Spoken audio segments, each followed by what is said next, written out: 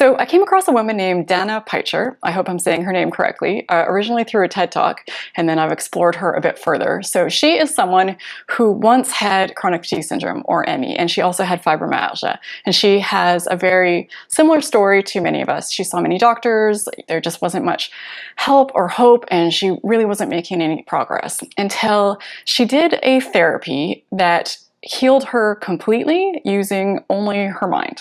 Now, I tend to be a bit skeptical of any story that starts off this way because it sounds to me a bit too abstract or maybe like a fluke or a one-off. But if you're thinking this as well, just bear with me, because if you're anything like me, once you hear a little bit more about it, understand the science and the biology, then you'll start to get the buy-in.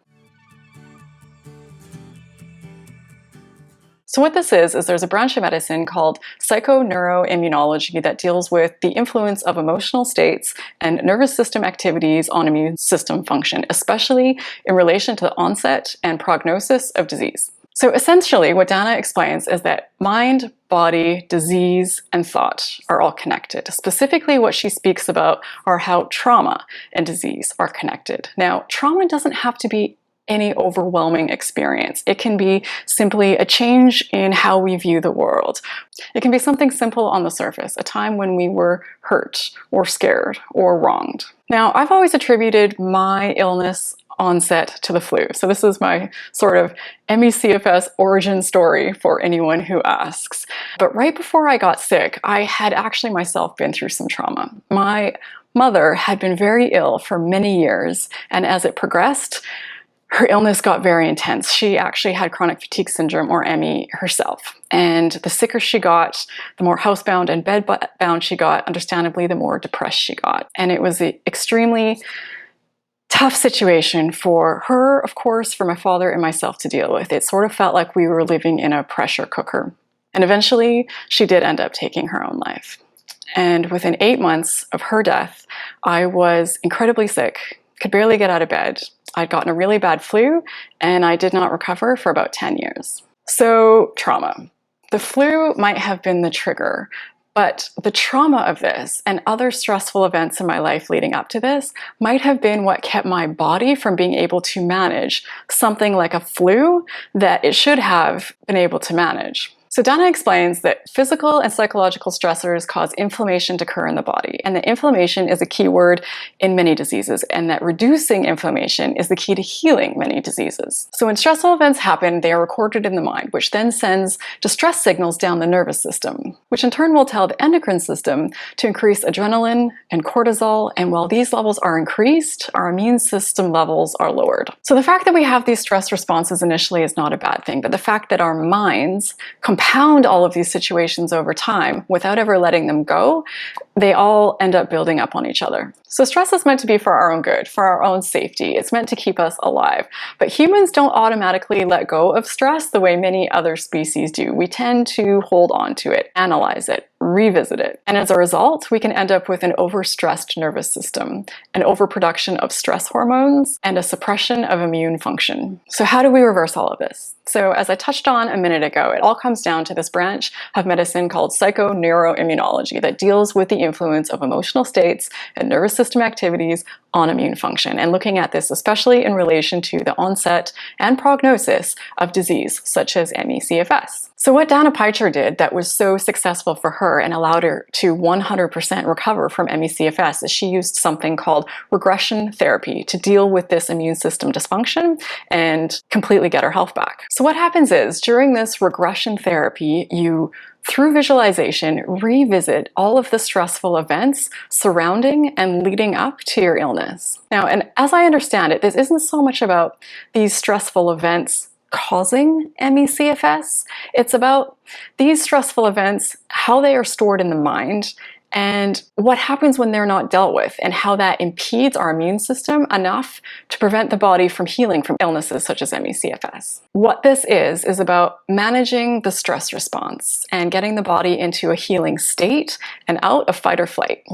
So the next step in regression therapy is to reimagine the stressful event or the traumatic event, but this time going through it with the resources that you need to deal with it effectively, whether that be the communication skills or the confidence or the boundaries or the support or whatever that might be, so that in that moment you can say what needs to be said and do what needs to be done to keep yourself safe and protected. So Danna Pycher explains that in that moment, when you go back to deal with these situations, there is healing. So we can't change the past, but we can change the mind's perception and the heavy feelings that the past memory holds. So one by one, you go through each event in your mind using visualization in a similar fashion until each and every one of those events have been resolved.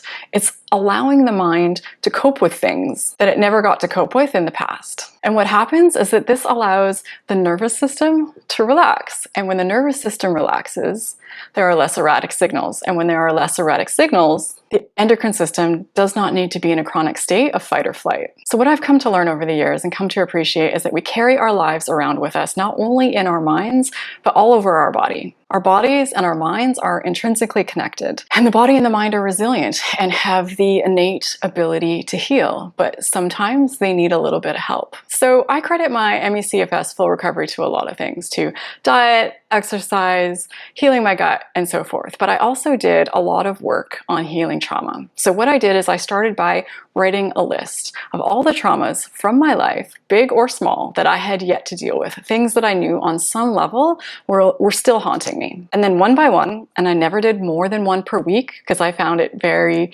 taxing actually to do this, but one by one, I went back and through visualization, I imagined myself handling those situations the way they needed to be handled. And I can tell you that through visualization, rehandling these events and the way they should have been handled is so powerful. You know, I've read many times that our mind barely distinguishes between things we imagine and things that actually happened. So in my mind, it feels like these events are dealt with, and the amount of space that they take up in my mind now is much less, and I just feel so much more at peace with these things for having done this. So for me, the types of moments that I go back and re-deal with is typically one, any time in my life where someone has hurt me or treated me badly and I let them. So whether that was through a lack of boundaries or knowledge or skills, whatever, I just did not stand up for myself and did not protect myself. So I go back to those moments and I rehandle those moments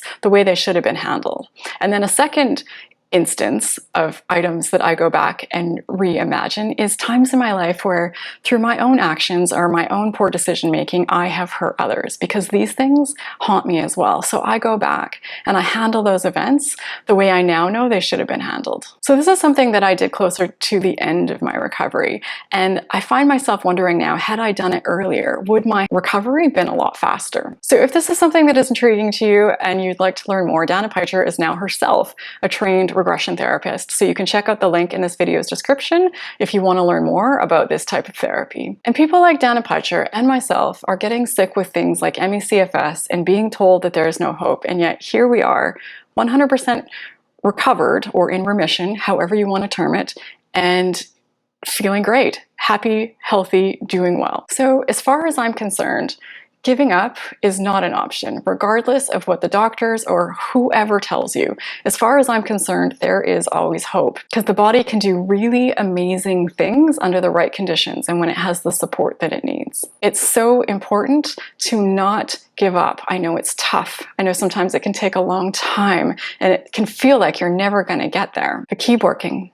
Keep searching for your answers. There is always hope, and I believe that you will get there. This right here, what I talked about today, might be your full answer. Just like for Danna Pycher, you might be 100% better after doing regression therapy, or it might be a small piece of your puzzle, or you might have to keep digging. Now, I can only scratch the surface of what Danna Pycher covers in her TED Talk and her website and various resources. So if you like this video, I strongly encourage you to check out the links that are in this video's description so that you can learn more. And if you enjoyed this video, I'd love it if you could hit the thumbs up button, if you could subscribe and share it with others. And I will see you next week in my next video.